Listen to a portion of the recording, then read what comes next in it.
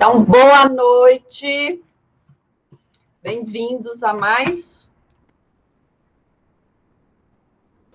uma aula de Direito Internacional Público e Privado. Hoje nós vamos continuar os sujeitos do direito internacional.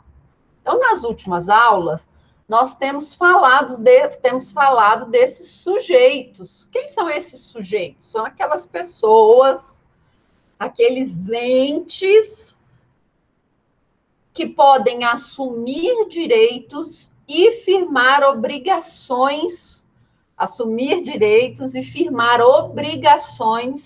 no campo internacional. Nós vimos que o nosso primeiro sujeito de direito internacional são os Estados. Os Estados são aqueles entes formados pela união indissolúvel, não é assim? Da população, do território, do governo e da sua soberania. Nós vimos que também tem personalidade jurídica internacional a Santa Sé. Então, a Santa Sé, que é a entidade que representa a Igreja, ela também, a Igreja Católica, não é? Católica, Apostólica, Romana, ela também tem personalidade jurídica internacional. E na aula passada, nós vimos as organizações internacionais.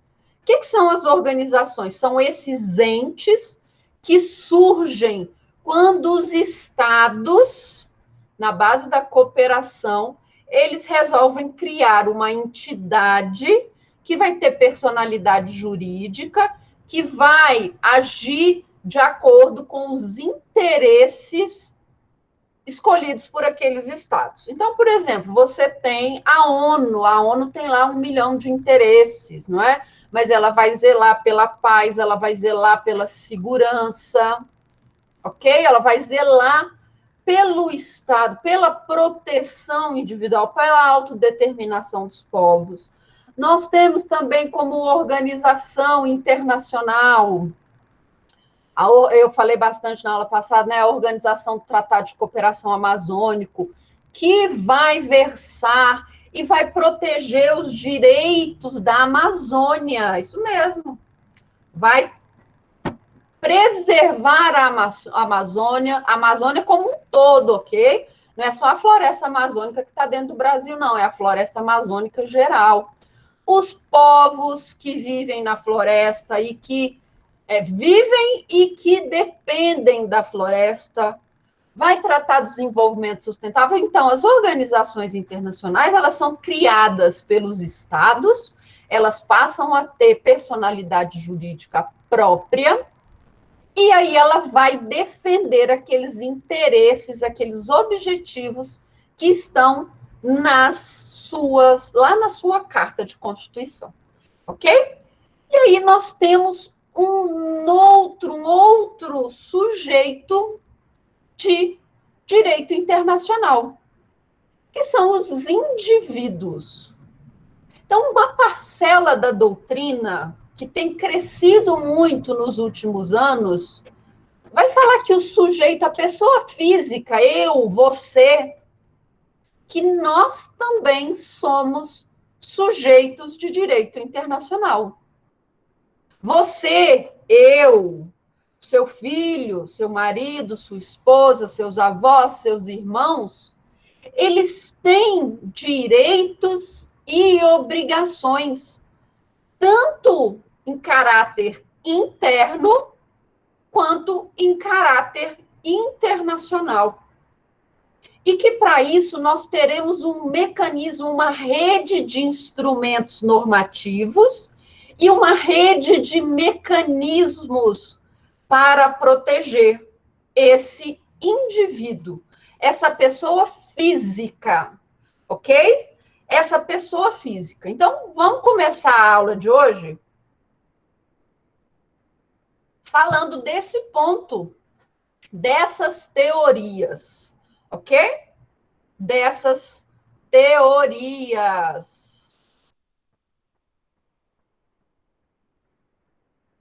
Tá? Já conseguem ver?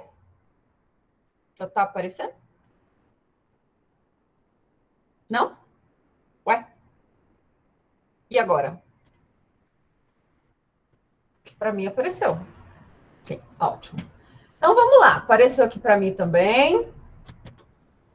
Então eu falei, não é, dos nossos sujeitos. Agora nós vamos tratar dos indivíduos na próxima aula dos blocos regionais e depois nós vamos ver se esses últimos aqui, não é? Organizações não governamentais e beligerantes, insurgentes, se eles seriam, então, se eles seriam sujeitos de direito internacional. Vamos lá, quando eu falo em indivíduo, quando eu falo em pessoa física, como sujeito do direito internacional público, eu tenho de pensar em duas teorias. Eu tenho duas teorias que vão discutir a posição do indivíduo como sujeito ou não sujeito do direito internacional público. A primeira teoria é a teoria clássica. A teoria clássica vai falar o seguinte: olha, pessoal, dentro da nossa sociedade internacional, boa noite. Boa noite, Carol. Então, dentro da nossa sociedade internacional, essa sociedade internacional que começou lá na Paz de Westfália, ok? Nós já estamos cansados de saber disso. Lá na nossa teoria, lá na nossa sociedade internacional, os entes possuidores de personalidade jurídica, os entes internacionais que podem firmar tratados e, consequentemente, criar normas no cenário internacional vão ser os estados. Aí a teoria neoclássica, que nada mais é do que uma adaptação dessa teoria clássica, vai falar o seguinte: olha, hoje, com o desenvolvimento do direito internacional, ok? Com a criação das organizações internacionais, eu vou ter outros atores, não só o Estado, mas as organizações internacionais, elas também podem criar normas internacionais. Os blocos regionais também podem criar essas normas e a Santa Sé. Tanto que um tratado internacional firmado com a Santa Sé vai chamar de concordata. Então, a Santa Sé, os blocos regionais e as organizações internacionais, elas também são sujeitos de direito, porque elas podem criar normas e estar sujeitos a obrigações e reparações no cenário internacional. Dentro dessa perspectiva clássica e neoclássica, como que fica o sujeito, o indivíduo, a pessoa física, você, eu? Como que nós ficamos dentro dessa teoria? Para a teoria clássica / neoclássica, o indivíduo, a pessoa natural, eu, você, nós não somos sujeitos de direito internacional. Nós somos objetos das normas internacionais que são criadas pelos estados, pelas organizações internacionais, pelos blocos regionais e pela Santa Sé. Então, as normas que são criadas pelos atores internacionais servirão para a gente. Elas nos beneficiarão. Não sou eu, pessoa física, que vou criar essas normas. Não sou eu, pessoa física, que vou assinar e ratificar esse tratado, não. Ok? Mas eu vou receber a norma, eu vou ser o objeto da norma. O meu direito como pessoa natural vai ser me dado pelo Estado. Então, o Estado vai me fornecer essa norma. O Estado vai zelar pelo meu direito. Então, para a teoria clássica, o indivíduo não é sujeito de direito internacional. Ele é um objeto das normas internacionais. Quem defende essa corrente? Professor Rezec. Então, quem estiver lendo, estudando pelo livro do Rezec, vai ver que o Rezec vai falar, olha, indivíduo não tem como. Indivíduo não tem personalidade jurídica internacional. Indivíduo, ele não pode firmar tratados. Os indivíduos são meros objetos da ação do Estado. Então, se o Estado, ele quiser defender os direitos e os deveres desse sujeito, dessa pessoa física, ele vai fazer. Se ele não quiser, ele não é obrigado. Então, por professor Rezec, quem estiver lendo o Rezec, vai ver que essa é a posição do Rezec. Mas se você estiver estudando por outro doutrinador, como o Cansado Trindade, ele vai falar o seguinte: olha, Rezec, você está enganado. Data máxima vênia, você está completamente enganado. É maior redundância, não é? Você está enganado. Sabe por quê?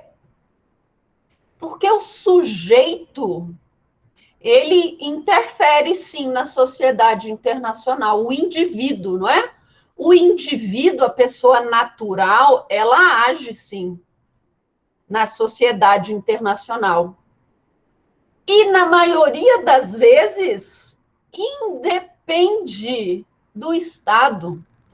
Eu vou brigar pelos meus direitos, independente do Estado existir ou não. Antes de existir o Estado, eu já sou um detentor de direitos no cenário internacional. E eu também sou detentor de obrigações no cenário internacional. Então, eu, pessoa física, eu já tenho direitos que eu conquistei, independente da atuação do Estado. E eu estou sujeito à responsabilização civil e criminal no âmbito internacional. Se eu não cumprir as normas de direito internacional, por exemplo, eu posso ir preso pelo Tribunal Penal Internacional. Ok? Claro que a teoria moderna ainda vai entender que essa personalidade jurídica internacional do sujeito, ela ainda é uma personalidade jurídica muito fraca.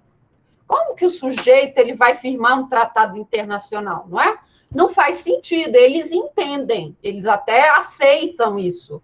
Mas ser sujeito do direito internacional não tem como exclusividade a personalidade jurídica. A personalidade jurídica é mais um complemento.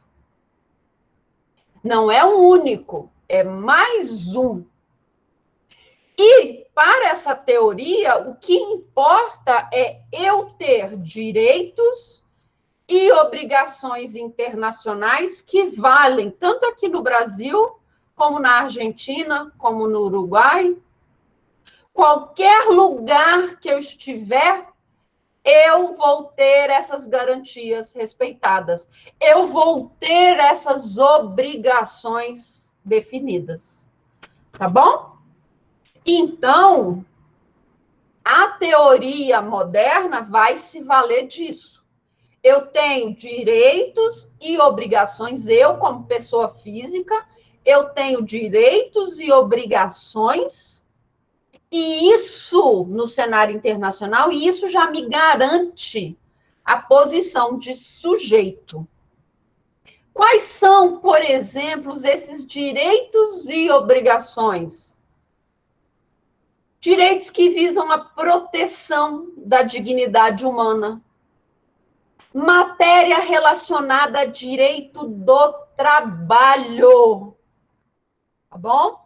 Que é o que nós vamos chamar de tutela dos direitos trabalhistas. Nós temos 3 tipos de direitos trabalhistas: direitos individuais, direitos coletivos e a tutela dos direitos do trabalho. Nós vamos ver isso mais na frente, quando nós estivermos falando de direito do trabalho internacional. Vamos falar de OIT. A tutela dos direitos é aquele ramo do direito do trabalho que vai falar das normas mínimas do trabalhador. Então, em qualquer lugar que eu for trabalhar, eu vou ter garantido as minhas horas de trabalho máximas semanais, eu vou ter direito a férias remuneradas, eu vou ter direito à segurança e higiene no meu trabalho, ok? Mas eu também tenho obrigações.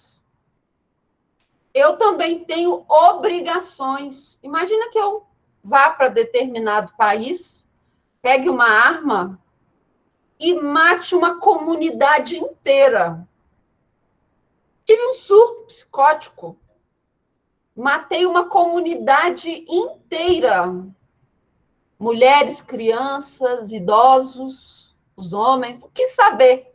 Matei todo mundo.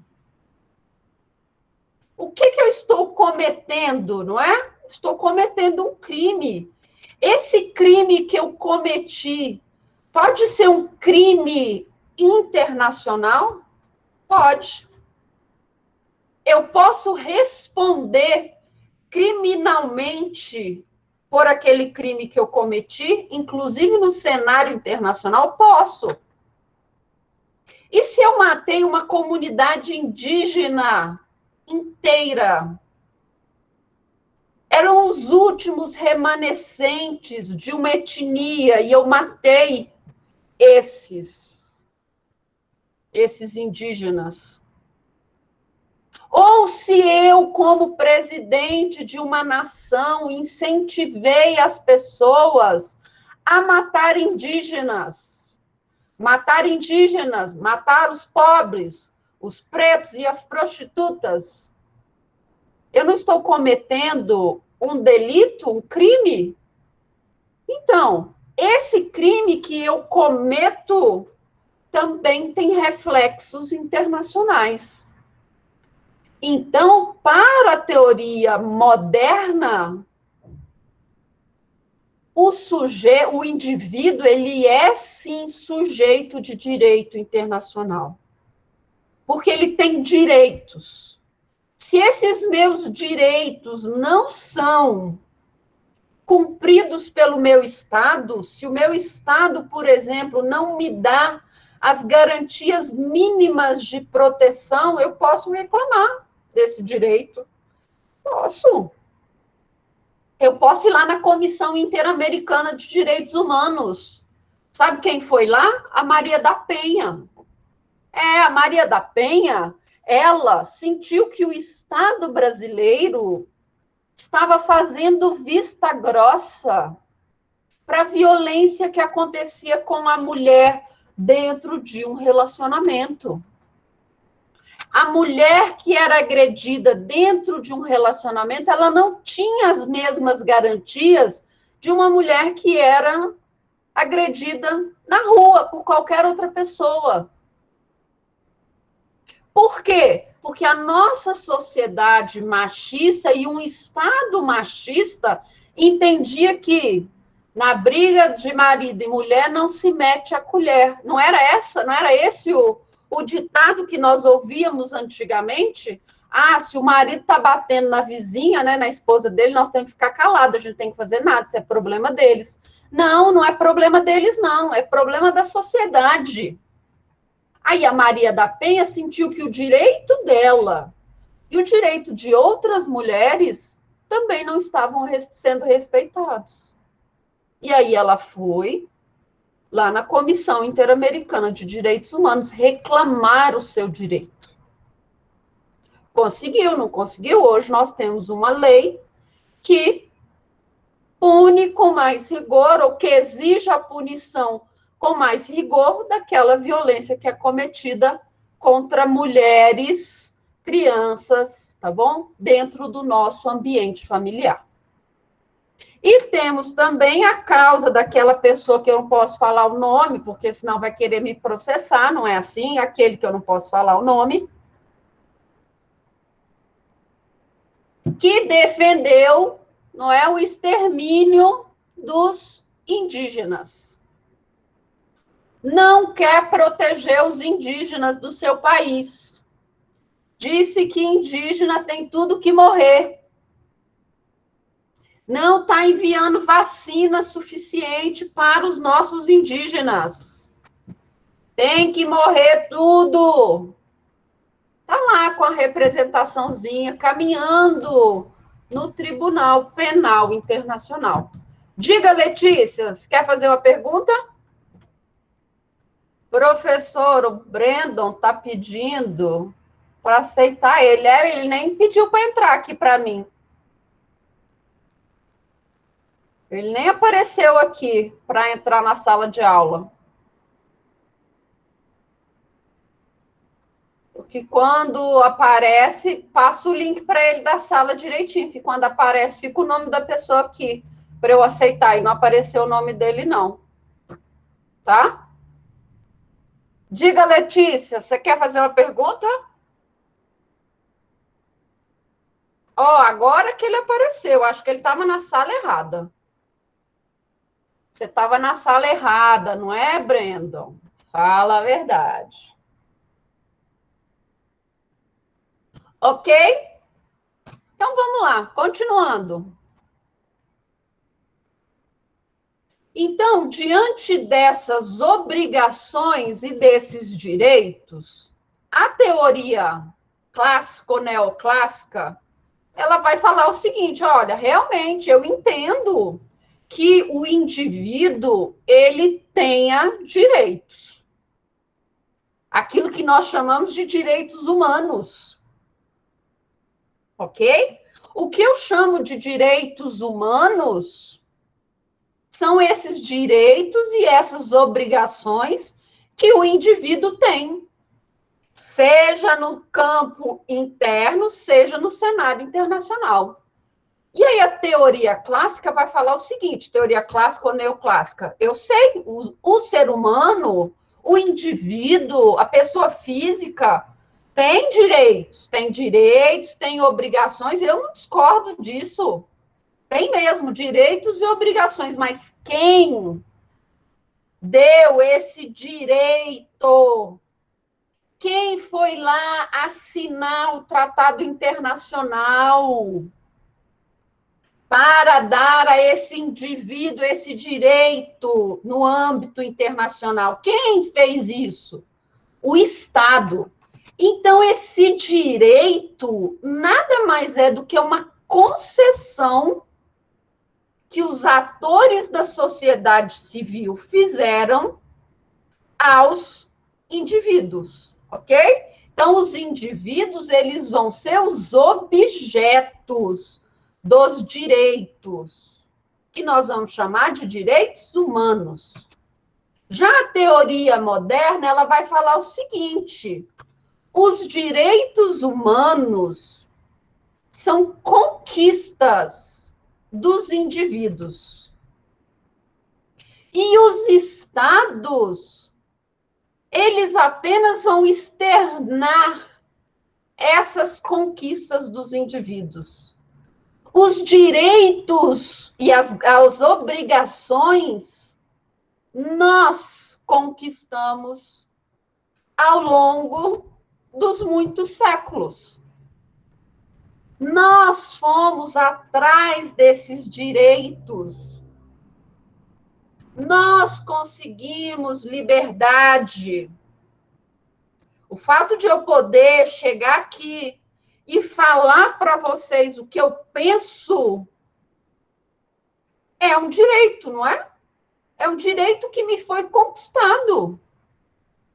Eu poder dar a minha opinião é um direito, não é? E isso foi uma conquista que até poucos séculos nós não tínhamos. Quem podia falar, dar a sua opinião? Só os nobres, o clero, nem a burguesia podia. Ai, se você falasse mal do rei, tem um lugar aqui no mundo que tem um rei, na Tailândia. Lá você não pode falar mal do rei. Se você falar mal do rei, você vai preso. Gente, século XXI. Eu não poder falar mal do meu governante. Eu não poder criticar o meu governante. Eu não poder chamar meu governante genocida. Vocês conseguem imaginar? Pois é. Nós ainda temos lugares que não permitem essa sua liberdade de expressão. Ok? Mas se no Brasil hoje eu falo isso, é porque me é garantido a liberdade de falar. Nós vamos ver daqui a pouco que existe uma relativização, tá bom? Então, dentro desse conjunto de direitos humanos, eu vou ter a teoria clássica falando, olha, direitos humanos, legal, são concessões do Estado, porque o indivíduo ele é um objeto das normas internacionais. E eu vou ter a teoria moderna falando, não, os direitos são conquistas do ser humano. São conquistas que independem do Estado. Mas as duas teorias elas vão concordar com as características clássicas aqui dos direitos humanos. Quais são essas características? O primeiro é a universalidade dos direitos humanos. Então, direito à dignidade, à liberdade e à igualdade devem ser estendidos para todos os seres humanos. Ok? Não quero saber se é branco, se é preto, se é verde, se é azul, se é amarelo, se é roxo, tá bom? Eu não quero saber se é rico, se é pobre, se é milionário, bilionário, trilionário. Não quero saber se mora no Brasil, se mora na China, se mora nos Estados Unidos. Ok? Os direitos são para todos. Claro que em determinados lugares esses direitos são mitigados, mas não deveriam. Ok? Não deveriam. Professora, mas é relativo, né? Digo, apesar de sermos livres, tá, nossas opiniões, temos que ter respeito. Sim, nós vamos falar isso daqui a pouco. E uma das características é a limitabilidade e a relatividade. Nós vamos ver que nenhum direito é absoluto. Então, eu não posso chegar lá com uma plaquinha no meio da rua e falar, meu vizinho é um corno. Eu não posso chegar e falar isso. Ah, meu vizinho é um corno, meu vizinho é um corno, meu vizinho é um corno. Todo dia eu escuto a mulher dele traindo ele quando ele sai para trabalhar.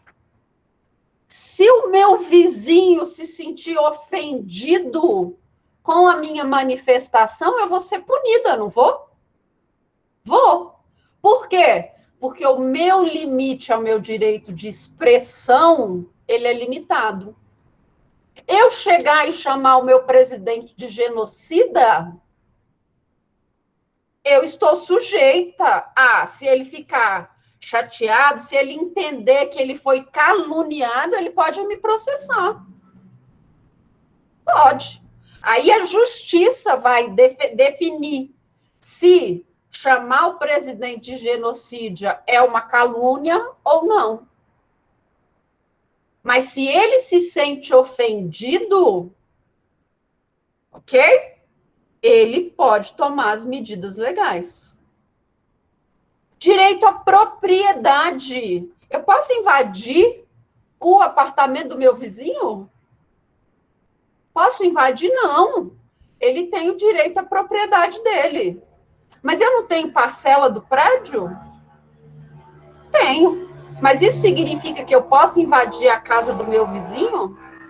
Isso significa, por exemplo, que eu posso pegar no hall que fica entre a minha porta e a porta do meu vizinho e colocar uma cama ali e deitar e ficar no hall?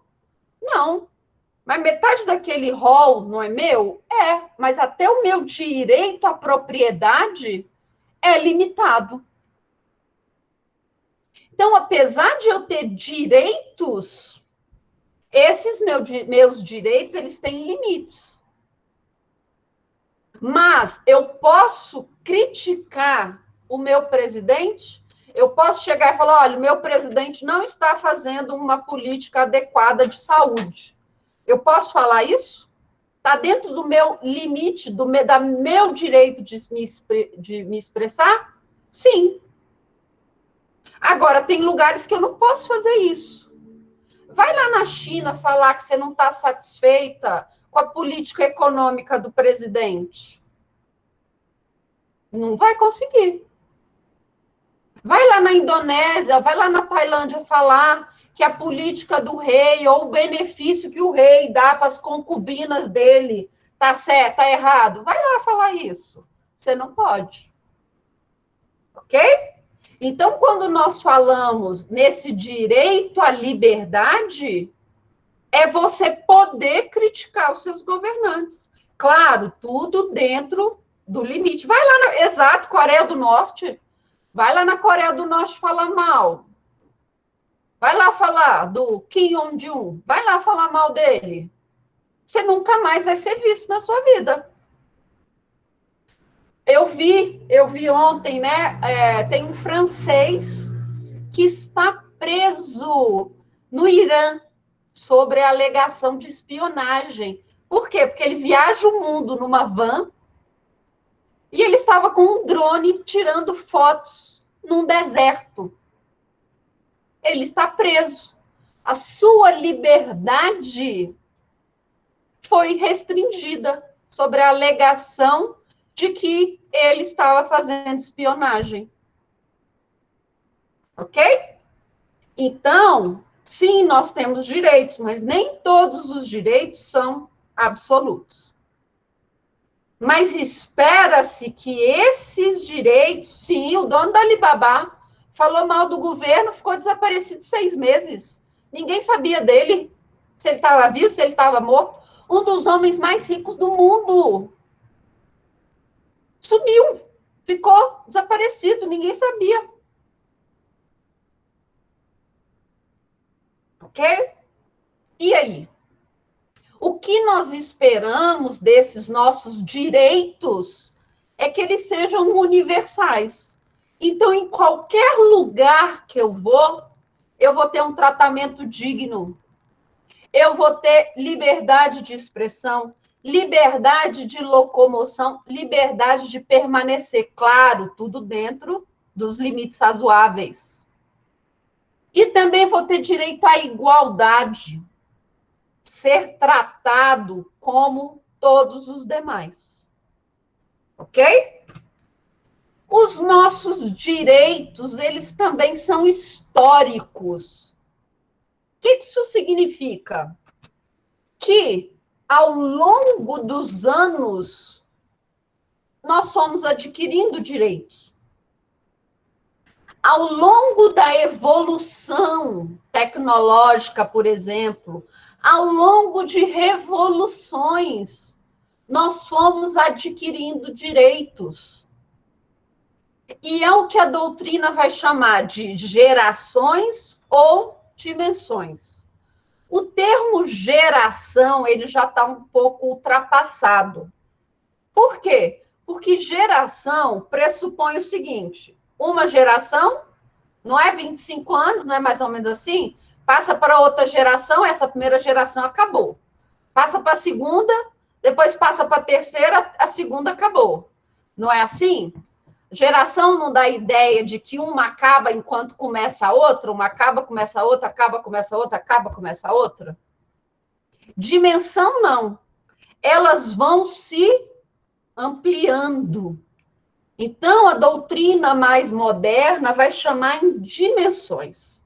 E aí, os nossos direitos, eles vão ser direitos históricos, porque eles começaram, ok? Eles foram conquistados pelo indivíduo lá no pós-Revolução Francesa, que são os nossos direitos de liberdade.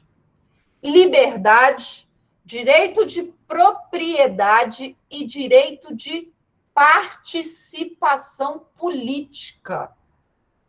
Ok? Então, lá na Revolução Francesa, o que a burguesia queria? O que o povo queria, né? O terceiro estado queria? Liberdade. Liberdade de ir e vir, liberdade de falar, direito à propriedade privada. O que a burguesia queria? Participação política. Então, se hoje eu tenho liberdade de ir e vir, se eu posso ter um bem no meu nome, e se eu posso participar ativamente das discussões políticas, foi graças a uma conquista pós-Revolução Francesa. Porque até então, eu não tinha isso, exceto lá na independência das 13 colônias. Mas em nenhum outro lugar eu tinha isso. Quer um exemplo próximo? Inconfidência Mineira. O que foi a Inconfidência Mineira? Foi um movimento contrário à imposição de impostos em cima do ouro em Minas Gerais. A população estava insatisfeita, porque eles tinham que pagar impostos, inclusive se eles não conseguissem o ouro. Era o derrama, não era? Tinha que pagar os impostos, independente da quantidade de ouro que eles conseguissem extrair. A população estava insatisfeita. A população não queria aquilo. Começou a falar mal da Maria Louca, que de louca não tinha nada, não é? Começaram a falar mal da Maria Louca. Maria Louca, Maria Louca, Maria Louca, isso aqui não é admitido, nós temos que dar um jeito de resolver isso daqui. O que a Maria Louca foi lá e fez? Matou o mais pobre para servir de exemplo, esquartejou, e os que eram da classe média alta, ok? Foram para outros cantos. Foram exilados, foram presos, tiveram de pagar multa. Mas ó, quem falou mal do governo morreu. Então, no pós-Revolução Francesa, eu vou ter o que eu chamo de direitos de primeira dimensão. O que eu espero do Estado com esse direito de primeira geração? Que ele não faça nada, que ele não intervenha. Ok? O Estado não tem que intervir no que é propriedade, no que não é propriedade. O Estado não tem de intervir na minha liberdade de ir e vir. Ok? O Estado, então, não tem de atuar. No final do século XIX, o que está acontecendo no mundo? Então, você vem ali, não é? Você tem os seus direitos de liberdade, você tem os seus direitos de propriedade, você quer participação política, você quer fazer parte da vida do Estado, tá bom? Você quer ditar as leis para a população. Você está ali, o que está acontecendo no final do século XIX? Um burburinho, não é? A revolução industrial está todo vapor. Está todo vapor. Direitos trabalhistas? O que é direito trabalhista? Você trabalhar só 8 horas por dia? Não, você vai trabalhar 16. Crianças também vão trabalhar 16 horas, mulheres grávidas também. Você se acidentou no seu trabalho, problema seu. Você vai passar fome ou não vai? Você não está trabalhando? Então, o que está acontecendo no final do século XX? Você tem um movimento socialista e marxista surgindo. Você tem a industrialização e o sindicalismo. E agora você não quer só liberdade, igualdade, você não quer só liberdade, propriedade e participação política. Eu quero um Estado atuante. Para quê? Para ele me garantir direitos econômicos. Eu quero ter um salário mínimo. Eu quero trabalhar 8 horas. Eu quero ter férias remuneradas. Eu quero que a grávida também tenha direitos. Eu quero que o acidentado receba do patrão. Eu quero que as crianças tenham escola para estudar. Eu quero poder me divertir no fim de semana. Então, agora eu quero uma atuação positiva do Estado, que ele me dê essa igualdade. Aí eu trouxe aqui, né, a Mariane, porque eles brincam, né, que a primeira dimensão, nós temos que lembrar lá dos lemas da Revolução Francesa, igualdade, liberdade, igualdade, fraternidade. Os direitos de primeira dimensão seriam aqueles relacionados à liberdade. Os direitos da segunda dimensão seriam aqueles relacionados à igualdade. Princípio da igualdade, princípio da isonomia, ok? E os direitos da terceira dimensão seriam os direitos de fraternidade. Então, agora, na terceira dimensão, eu estou preocupado com a coletividade. Eu venho de um pós-Segunda Guerra Mundial que trouxe bombas atômicas, que trouxe genocídios, que trouxe campos de concentração, que destruiu a Europa, o norte da África, o Pacífico, o Japão. Então, agora eu quero um ambiente, o meio ambiente preservado. Eu não posso destruir as florestas. Eu tenho que proteger o meu patrimônio histórico, cultural. Então, na terceira dimensão, eu terei direitos coletivos. Tá bom? Direitos coletivos. O que seriam os direitos de quarta dimensão? Seriam aqueles direitos relacionados à tecnologia avançada. Então, por exemplo, direitos dos embriões. Os embriões, gente, sabia disso? Tem bancos de embriões. O que você faz com esses embriões depois de determinado tempo? Você joga no lixo? Você incinera? E o direito à vida, não é assim? E aí? Então, são esses direitos, ok? Que surgem com a tecnologia.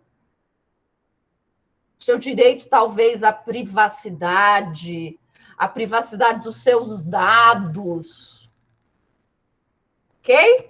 E aí, os direitos de quinta geração ou sexta geração, dependendo do autor que você for ler, vai falar dos direitos da cibernética, da inteligência artificial.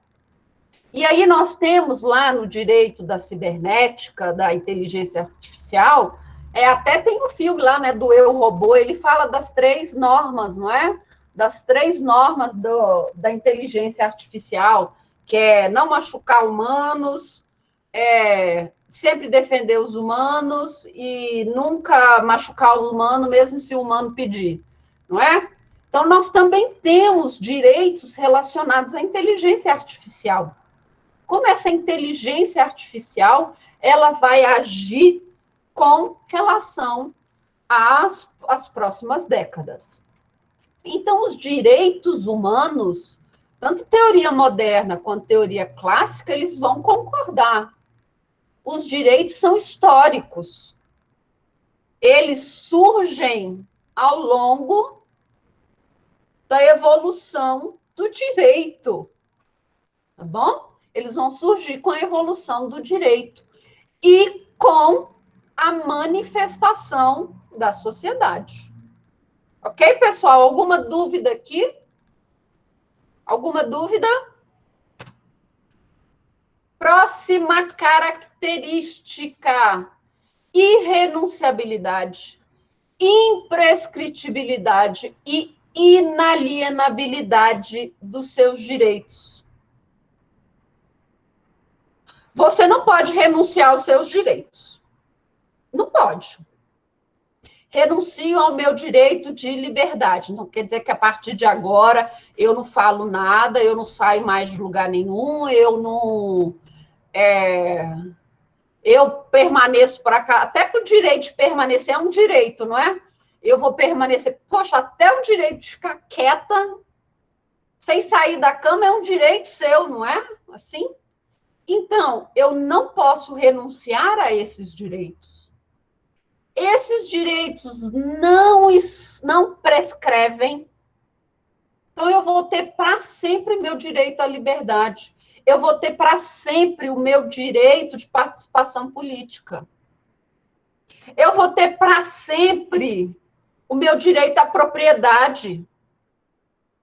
Se eu pago o IPTU direitinho da minha casa, se eu pago o condomínio direitinho da minha casa, se eu pago luz, tem como eu perder minha propriedade? O Estado pode aqui simplesmente chegar e falar, agora você não é mais o dono da sua propriedade?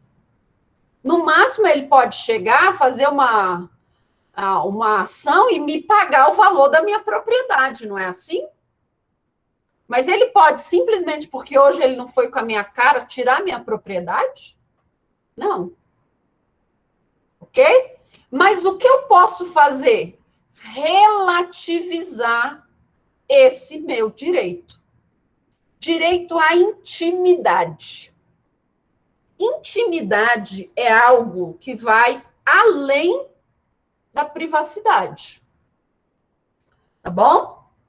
Além da privacidade. Privacidade é uma espécie daquele gênero maior que é a sua intimidade. O meu direito à privacidade está garantido, não está? O Estado, o grande irmão, ele pode colocar uma câmera aqui na minha sala e ficar me vigiando? Não. Mas eu posso ir lá para o Big Brother, ficar lá na casa e todo mundo me vê. Não posso? Eu estou relativizando temporariamente o meu direito à privacidade. Não é assim? Então, temporariamente, o meu direito à privacidade ele está mitigado, porque eu assinei um contrato e eu estou lá no Big Brother, tá? Nesse meu contrato, dizendo que todo mundo vai ter acesso à minha privacidade. Ok? Mas no momento que eu saio do Big Brother, fui eliminada. A Globo, por exemplo, pode colocar uma câmera na minha casa? O jornalista pode ir lá e bater foto de dentro da minha casa? Não. E o meu direito à intimidade? eu tenho ainda que eu entre no Big Brother. Vocês acham, por exemplo, que a Globo, Big Brother, pode colocar uma câmera dentro do vaso sanitário? Pode? Colocar uma câmera dentro do vaso sanitário? O vaso sanitário já não é a minha intimidade? É. Então, vejam só, ainda que eu temporariamente abro mão da minha privacidade, eu ainda posso preservar a minha intimidade. Bom, ok? E, por fim, limitabilidade ou relatividade dos direitos humanos. É aquilo que eu falei agora há pouco. Nenhum direito é absoluto. Então, até o meu direito à propriedade, ele é relativizado. Tá bom? Se o Estado decidir vir aqui e fazer uma desapropriação de bens, ele vai precisar fazer uma obra e aí vai ter que derrubar o meu prédio. Ele vai desapropriar o bem. Ele pode fazer isso? Pode. Porque nem o meu direito à propriedade é absoluto. Eu posso falar o que eu quiser nas redes sociais? Só porque eu estou do lado de cá e a pessoa não está me vendo, eu posso falar o que eu quiser? Eu posso chamar meu vizinho de corno? Meu vizinho é corno. Eu posso fazer isso? Não. Porque até o meu direito de liberdade de expressão é relativo. Eu posso pedir o fim das liberdades e garantias individuais. Eu posso pedir a tortura. Eu posso pedir a destituição de todos os ministros do STF. Eu posso fazer isso? Não. Eu posso defender um ato institucional que previa o fechamento do Congresso Nacional? Não. Por quê? Porque o seu direito de liberdade de expressão, ele não é absoluto. Eu não posso manifestar o meu interesse em pedir o fechamento do Congresso. Eu não posso pedir que seja permitida a tortura. Não posso. Vai entender, não é? Vai entender. Você pede o fim das imunidades parlamentares e depois alega imunidade parlamentar para poder falar um monte de baboseira, não é? Como é que é? Como é que você vai entender? Então, nenhum direito é absoluto, exceto para o Norberto Bobbio. Inclusive, esse livro eu coloquei para vocês lá no Moodle, chamado A Era dos Direitos. Eu recomendo muito. É um livrinho pequenininho. Gente, numa deitada antes de dormir, você lê.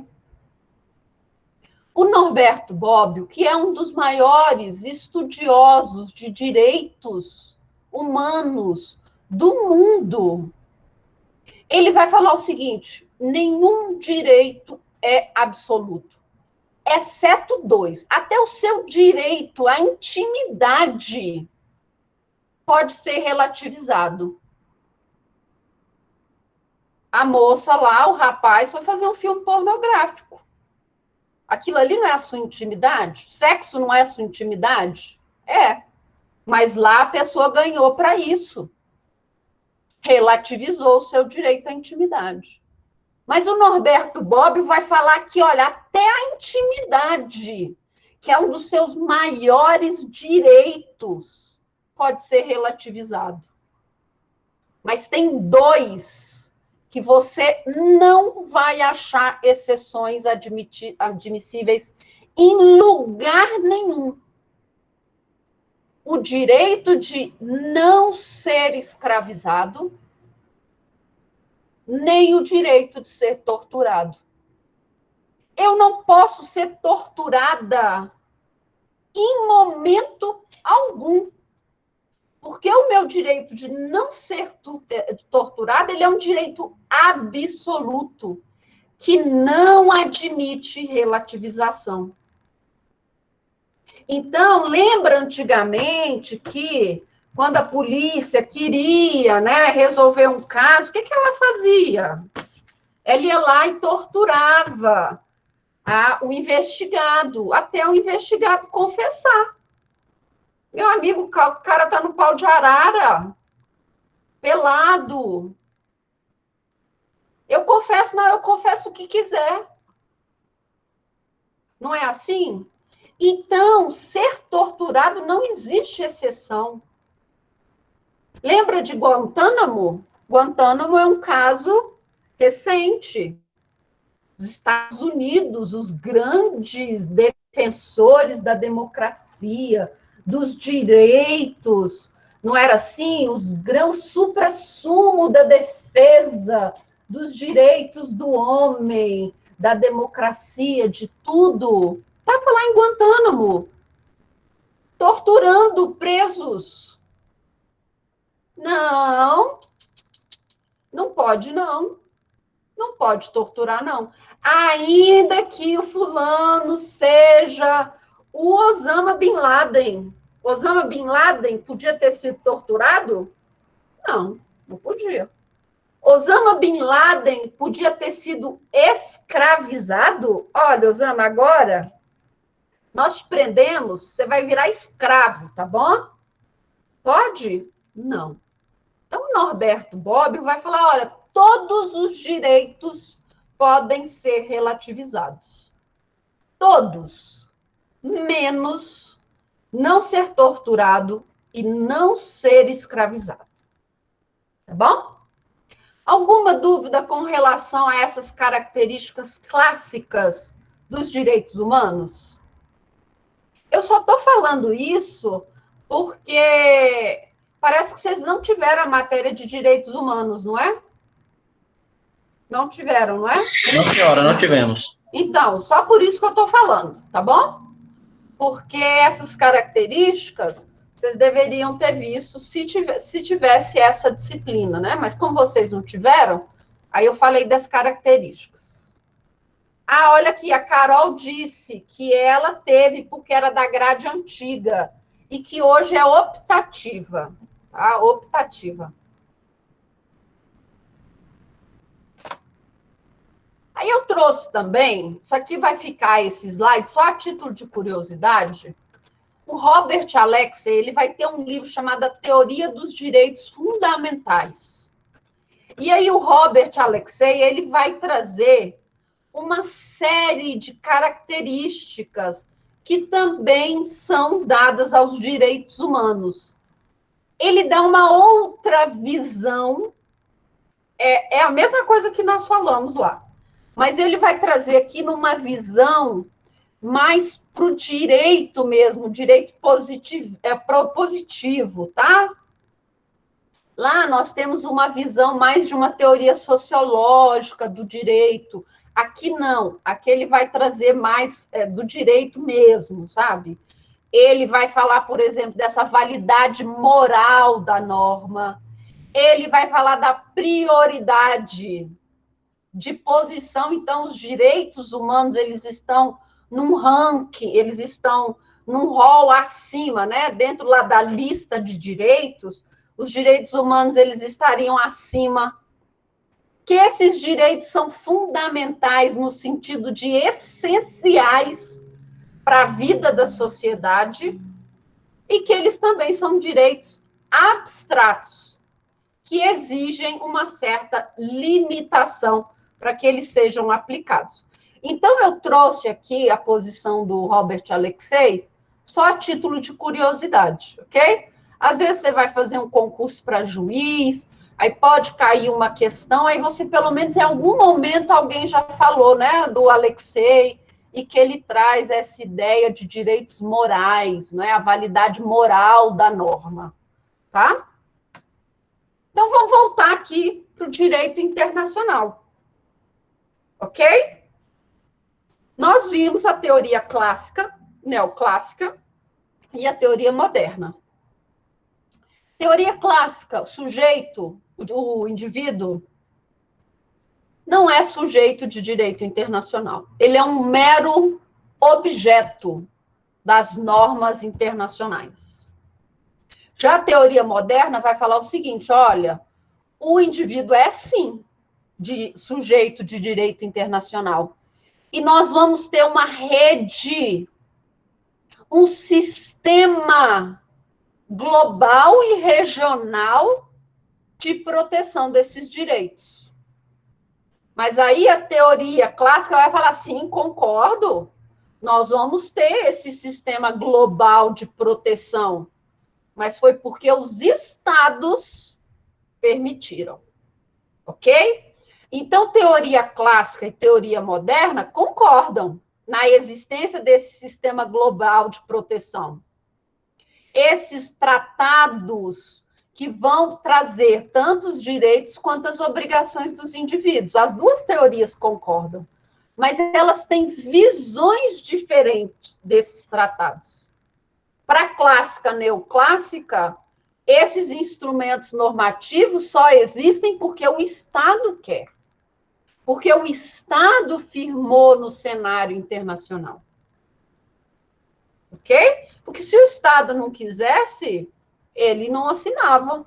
China, por exemplo, Coreia do Norte, não assinou um monte desses tratados aí que nós vamos falar. Não aceita a jurisdição da Corte Internacional de Justiça. A China, por exemplo, é outro.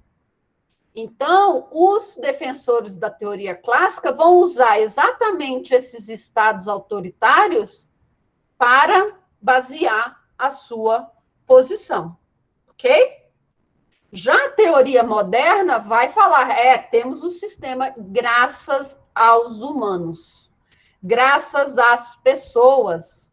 Nós conseguimos isso porque nós estamos em luta pelos nossos direitos há anos. Não é só de agora. Direitos humanos não é direito para preso, não. Até o seu direito de falar isso é direitos humanos. Ok? Então, o sistema global, ele existe.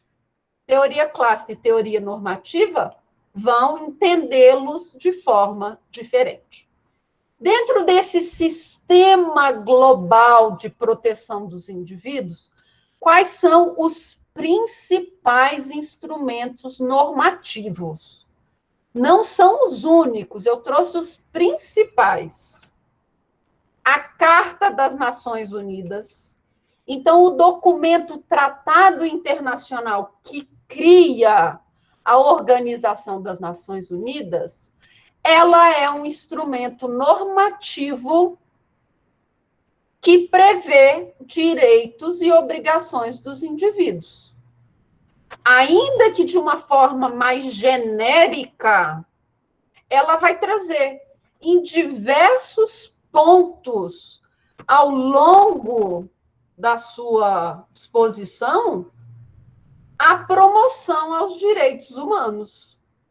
Ok? Então, a Carta das Nações Unidas, ela vai trazer, e aí eu trago alguns exemplos dos dispositivos da Carta das Nações Unidas que vai falar da proteção dos direitos humanos, ok? Que vai falar dessas obrigações e desses direitos dos indivíduos, ok? Depois, o que nós temos, além da Carta? Declaração Universal dos Direitos Humanos. A Declaração Universal dos Direitos Humanos, ela começou a ser discutida em 46, ok? E a previsão é que a declaração seria aprovada, nós teríamos um pacto vinculante sobre direitos humanos, e depois um mecanismo, um órgão jurisdicional que iria fazer valer esses direitos humanos. Ok? Mas o que nós temos hoje? A declaração, que foi assinada em 1948, que vai ter as bases da Declaração dos Direitos do Homem, que foi apresentada na Revolução Francesa. Então, ela vai se valer, a base dela vai ser a Declaração dos Direitos do Homem, lá da Revolução Francesa. E aí ela foi aprovada, ok? Ela foi aprovada em 48. Depois disso, nós tivemos uma discussão para a criação de um pacto que seria um documento vinculante. Por quê? Porque a declaração ela não é um documento vinculante. Ela é uma recomendação. Ela é uma sugestão. Ela é algo que espera-se que seja feito.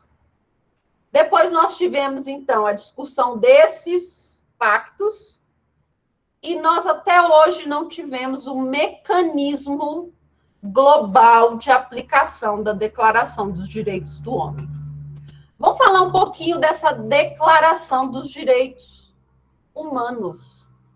Ok? Ela fez 70 anos, não tem muito tempo. 2018. Como eu disse, ela é meramente recomendação. Ela não tem caráter vinculante. Ela não é obrigatória, tá? Mas hoje nós já temos uma rede de outros tratados que são obrigatórios, tá bom? Mas a declaração em si não é. Ela é uma recomendação. Ela é uma disciplina optativa no curso de direito, ok? Mas essa declaração, ela serve como base para outras disciplinas obrigatórias, tá?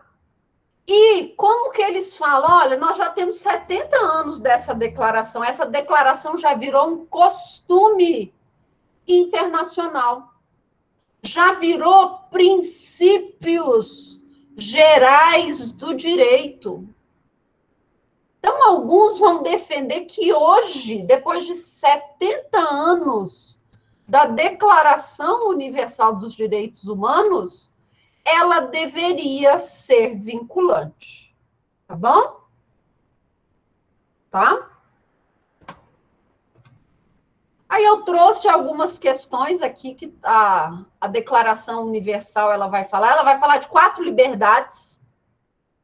Liberdade, igualdade, direitos civis e políticos e os direitos sociais, econômicos e culturais. Então, a Declaração Universal dos Direitos Humanos, ela vai bater nessas 4 liberdades. A igualdade, a liberdade em si, direitos civis e políticos e direitos sociais, econômicos e culturais. E, basicamente, vai trazer, ao longo da sua descrição, direitos de primeira e de segunda geração. Por quê? Porque ela é de 48. 48, eu ainda estou discutindo direitos de terceira dimensão. Eu não tenho martelo batido dizendo, proteção ao meio ambiente é um direito de terceira dimensão. Eu não tenho. Então, a Declaração Universal dos Direitos Humanos, ela vai trazer, basicamente, direitos de primeira e segunda dimensão. Ok? Depois disso, nós tivemos a ideia, não é? De se criar, já que a declaração ela era meramente uma recomendação, ela era facultativa, ela não tinha caráter vinculante, vamos, então, fazer os protocolos vinculantes. Só que não deu certo. Não deu certo. 60, década de 60. Vocês conseguem imaginar o mundo na década de 60? Polarização total, não é? O mundo está dividido em dois blocos, aí está surgindo ali a terceira via, não é? Mas o mundo está dividido em dois blocos. Você tem de um lado um bloco capitalista e você tem do outro um bloco socialista barra comunista, como você quiser chamar. Ok? Ou você é pró-Estados Unidos, ou você é pró-União Soviética. É aquele negócio, né? Ou você ama a Kate, ou você ama a Meghan. Você não pode amar as duas. Se você ama uma, você odeia a outra. Se você ama a outra, você odeia uma. Não tem jeito. O mundo estava polarizado. Vocês acham que a ONU também não estaria polarizada? Vocês acham que um pacto vinculante ia dar certo para o mundo inteiro, um pacto só? Não. E aí, o que aconteceu? Nós tivemos uma fissura no Pacto de Direitos Humanos. Nós tivemos, então, dois pactos. Um pacto apoiado pelas nações que apoiavam os Estados Unidos, que ia defender os direitos civis e políticos, ia defender o seu direito de falar mal do seu governante, ia defender o direito de você participar da política do seu Estado, ia te dar o direito de fazer manifestações na frente do Congresso Nacional.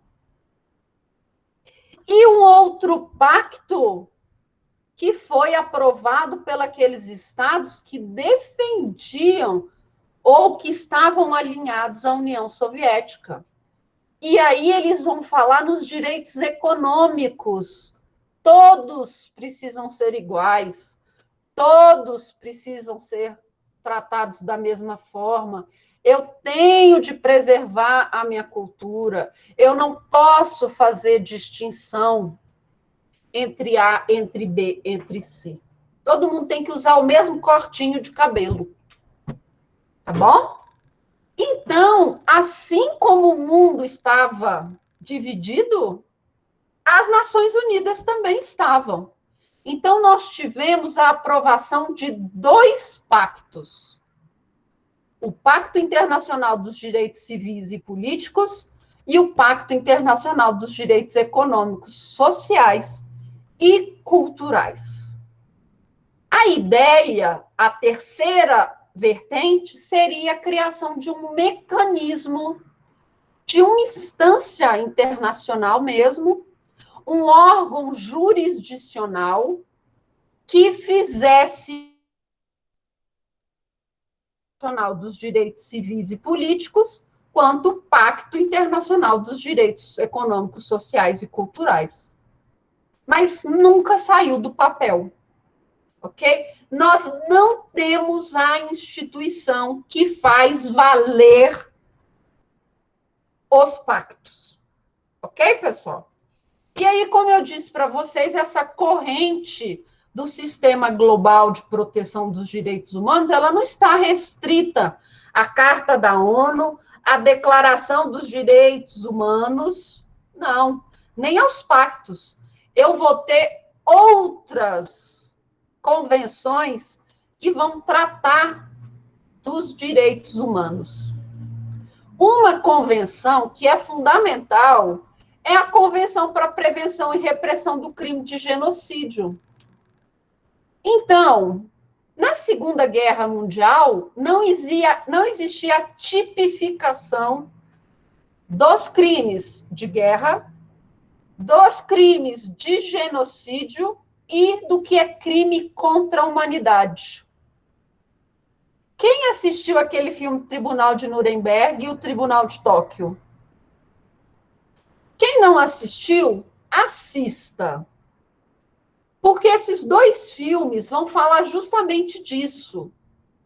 Como que você vai condenar uma pessoa por um crime que não estava tipificado quando ela cometeu aquela ação? E aí? Eu posso condenar alguém por um crime que não está tipificado?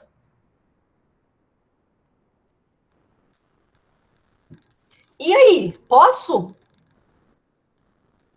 Tribunal de Nuremberg e Tribunal de Tóquio vão discutir essas questões, tá bom? E aí, Convenção Internacional sobre Eliminação de Todas as Formas de Discriminação Racial, discriminação contra as mulheres, Convenção contra a Tortura e tratamentos e penas cruéis, desumanos e degradantes, protocolos dos direitos da criança, ok? Regras mínimas para o tratamento de presos. Tem alguém levantando a mão? Não, né?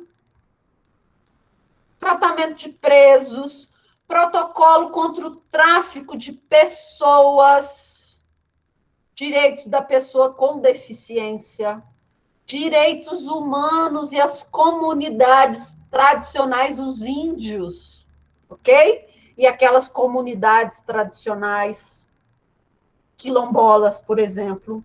Convenção Internacional para a Proteção das Pessoas Desaparecidas, Tratado de Marrakech para facilitar o acesso a obras publicadas para as pessoas cegas, e Convenção Internacional para a Proteção dos Direitos dos Trabalhadores Migrantes e de suas famílias.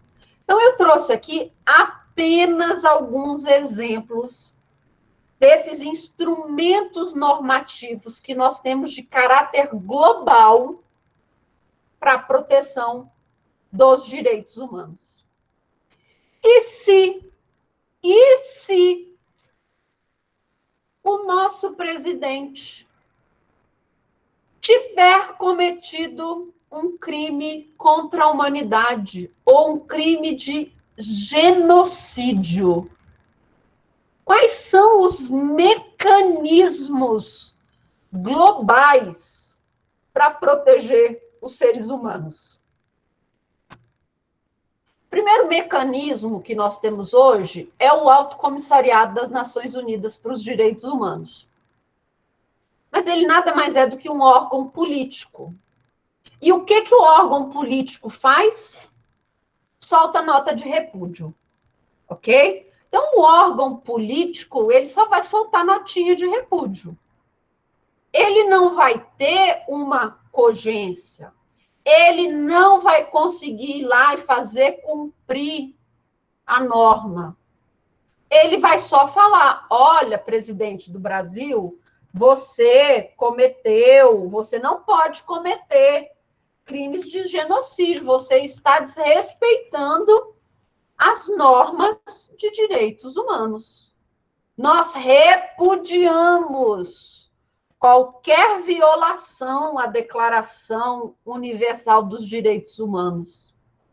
Então, o Alto Comissariado, ele é nível político. Depois, nós vamos ter o Conselho de Direitos Humanos das Nações Unidas, que também vai fazer recomendações. Governo brasileiro, olha, você tem que colocar uma mordaça no seu presidente, porque ele só está falando bobagem. Então, o Conselho de Direitos Humanos, ele vai fazer recomendações. O governo é obrigado a colocar a mordaça? Não, não é. Porque essa recomendação, ela não tem força de lei. Tá? Mas e aí? Continua assim, sem fazer nada? Nós podemos optar para os órgãos jurisdicionais. E aí nós vamos ter dois órgãos jurisdicionais. Um é o Tribunal Penal Internacional, que não é corte de direitos humanos, não é corte de direitos humanos, tá bom?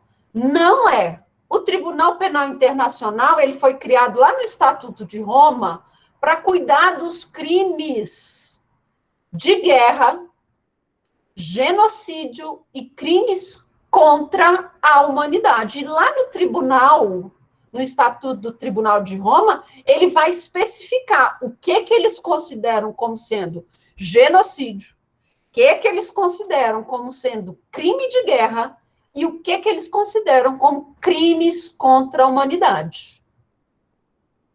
Se, por exemplo, o governo não está respeitando o meu direito à saúde, acesso à saúde, cheguei lá no hospital, olha, estou com dor de cabeça, falta de ar, estou muito mal. Aí o atendente do hospital fala assim para mim, olha, infelizmente aqui está lotado.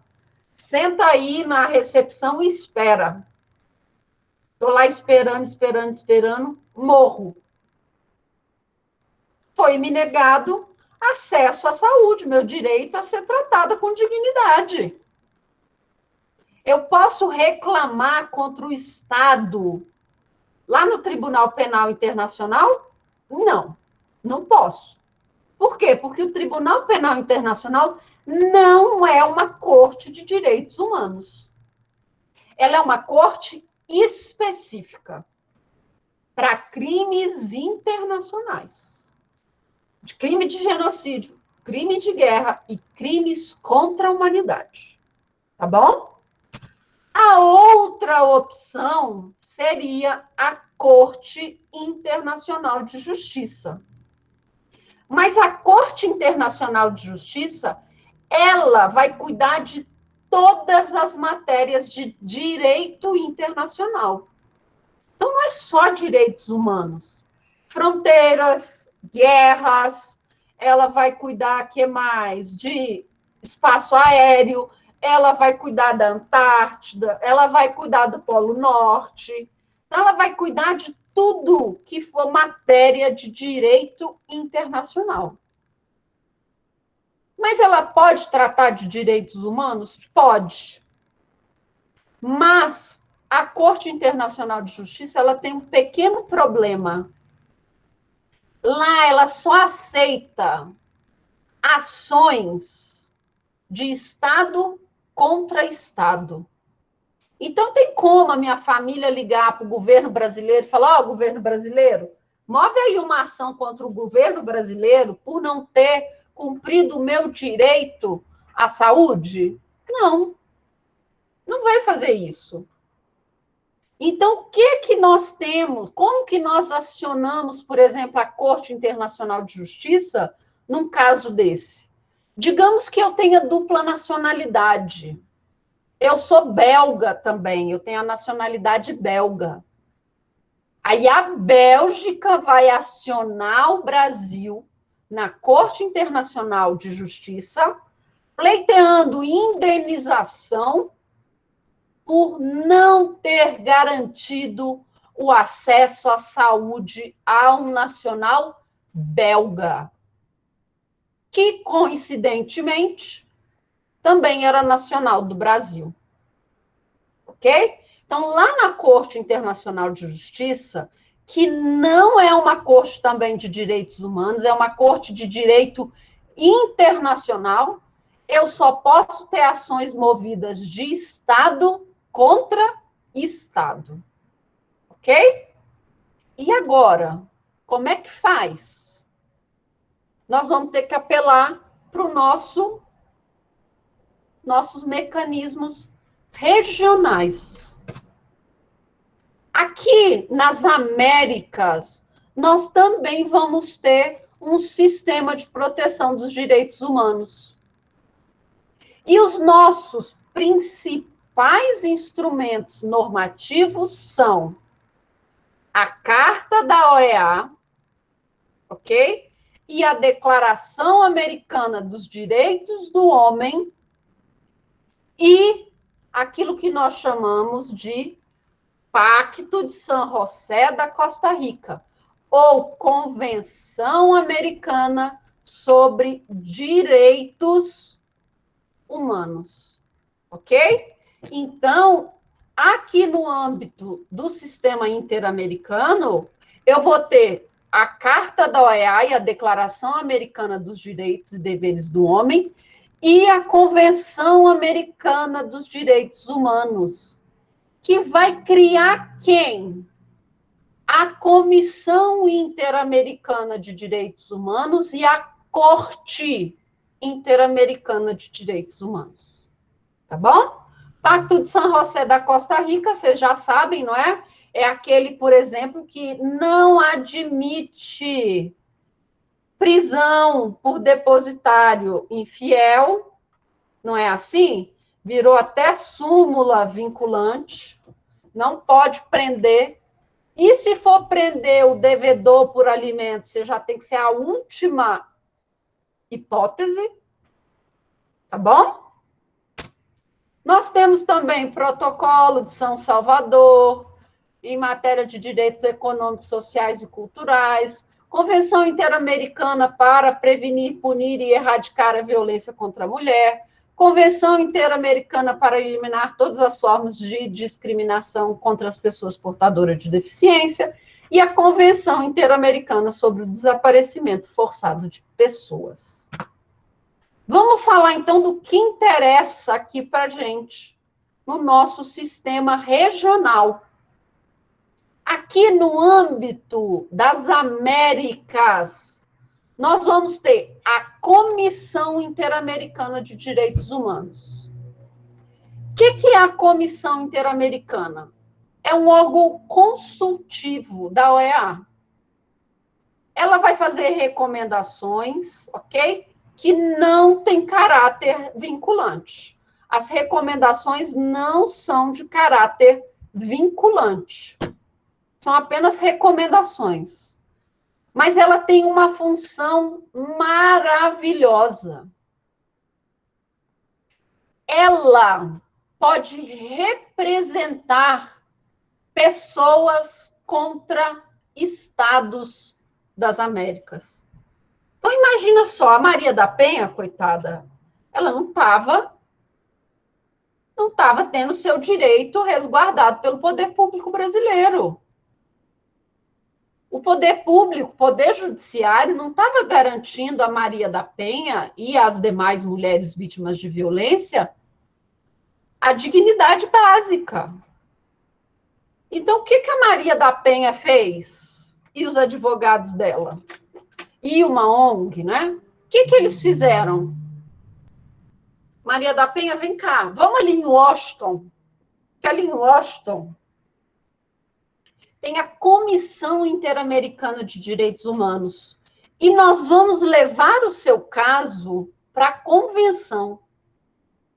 Para a comissão. Nós queremos que a Comissão Interamericana de Direitos Humanos te defenda na Corte Interamericana de Direitos Humanos contra o Brasil, porque a comissão vai ajuizar uma ação contra o Brasil para você. Vai fazer o Brasil te indenizar por tudo isso que você está sofrendo. Aí a Maria da Penha falou, vamos então para Washington. Eu vendo tudo que eu tenho aqui, mas nós vamos para Washington resolver isso. E lá foi Maria da Penha para Washington. Chegando lá na comissão, ela narrou os fatos, tudo que aconteceu. Olha, juizei a ação assim, julgaram assim, o cara continuou solto, depois ele fez isso, ele tentou me matar, olha aqui, eu estou paraplégica, tá? Depois ele tentou fazer isso de novo, tentou me estrangular, tentou não sei o que, o governo brasileiro não fez nada. Ah, é? Aí a Comissão Interamericana falou assim, beleza, Maria da Penha, vamos fazer o seguinte, nós vamos ajuizar essa ação contra o Brasil. Mas espera aí, que eu vou fazer uma ligação aqui para o governo brasileiro. Governo brasileiro, olha só, que é da Comissão Interamericana de Direitos Humanos. Eu quero te contar o seguinte, nós temos um caso aqui muito sério, de uma senhora chamada Maria da Penha, vítima de violência no lar. E você, Estado, não cumpriu as normas e os tratados internacionais no âmbito das Américas. Então, eu estou te ligando só para te avisar que nós vamos ajuizar uma ação contra vocês lá na corte. Ah, não, peraí. O que o Brasil fez? Chamou a Maria da Penha, chamou os advogados da Maria da Penha, chamou a organização internacional e falou assim, Maria da Penha, olha só, eu entendo que a sua situação seja grave, muitas mulheres estão passando por isso, e realmente é inadmissível aceitarmos essa posição até hoje. Então, vamos encerrar esse seu processinho que nem começou, mas vamos encerrar, vamos fazer um acordo? Aí a Maria da Penha falou, vamos fazer um acordo. Um acordo financeiro, sim, mas uma resposta para a violência doméstica.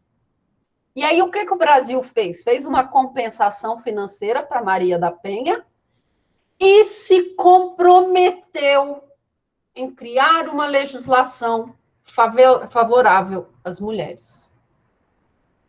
Mas e se o Brasil não tivesse feito esse acordo? O que ia acontecer? A Comissão Interamericana de Direitos Humanos, ela iria ajuizar essa ação na Corte Interamericana de Direitos Humanos. E lá nós teríamos um processo, Comissão versus Brasil.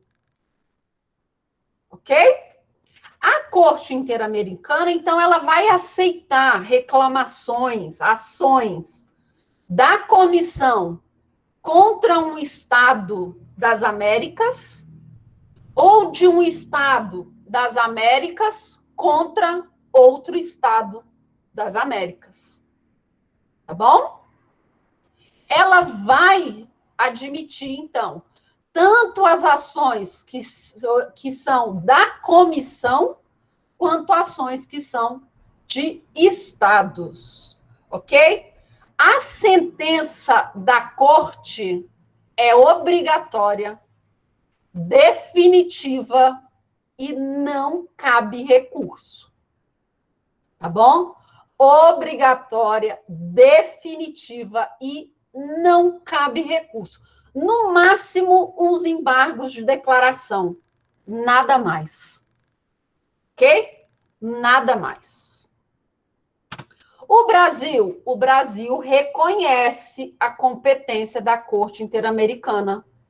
Reconhece. O que isso significa? Que ele aceita as decisões da Corte. E ele cumpre essas decisões. Tá bom? Mas, como funciona para o Brasil? Olha, as decisões, as ações que vêm da comissão, eu aceito todas. Tá bom? Aceito todas, não tem problema nenhum, beleza, tá tudo jóia, eu aceito. Mas, se é uma ação proposta por um Estado, eu só aceito a jurisdição da corte se esse Estado também tiver reconhecido, que é o que nós chamamos de reserva de reciprocidade. Ok? Então, as duas partes, Estado A e Brasil, ou Brasil versus Estado A, só admite-se a sentença se os dois estados tiverem reconhecido essa competência. Ok? Eu trouxe aqui alguns casos em que o Brasil foi réu na Corte Interamericana de Direitos Humanos. Ok? Eu trouxe alguns casos. Todos esses casos aqui, esses 9 casos que eu trouxe, estão lá no Moodle, eu já coloquei para vocês. Ok? Nós temos daquela guerrilha do Araguaia, o Brasil foi considerado culpado pelo desaparecimento de guerrilheiros. E o último aqui é o do Vladimir Herzog, esse senhor aqui que suicidou-se. Tá? Ele amarrou uma gravata no pescoço, subiu em nada, né? Porque ele podia ficar em pé, amarrou ali o pescoço, a gravata do lado da janelinha e pulou e morreu. Mataram com ele, suicidaram com ele. E o Brasil foi condenado na Corte Interamericana de Direitos Humanos. Aí, quem quiser ler um pouquinho essas decisões, são extensas, mas elas estão lá no Moodle para quem tiver interesse. Ok, pessoal? Então, esses são os mecanismos que nós temos, globais e regionais, para a proteção dos direitos do homem, ok? E aí, a teoria que você vai adotar, A teoria clássica ou neoclássica vai dizer que, legal, esses instrumentos existem, mas é porque o Estado quis. O Brasil reconhece a jurisdição, bacana, é o Brasil, não é o indivíduo. Tá? A teoria moderna vai falar, olha, direitos, obrigações, tanto internos quanto internacionais, existem independente do Estado. Essa é uma vontade do indivíduo, não é uma vontade do Estado. Ok? E aí é isso, pessoal. Alguma dúvida com relação ao indivíduo? Ao indivíduo como sujeito ou não de direito internacional público? Não? Então, na próxima aula, nós vamos falar dos blocos regionais. Okay? Nós vamos falar dos blocos regionais. Quem ainda não tem dupla, me avise. Quem ainda não tem dupla para apresentar o bloco regional do dia 31, avise, ok? Não adianta chegar no dia e falar, professora, e agora? Eu não fiz, eu não estava sabendo. Tá bom, pessoal? Então, no mais,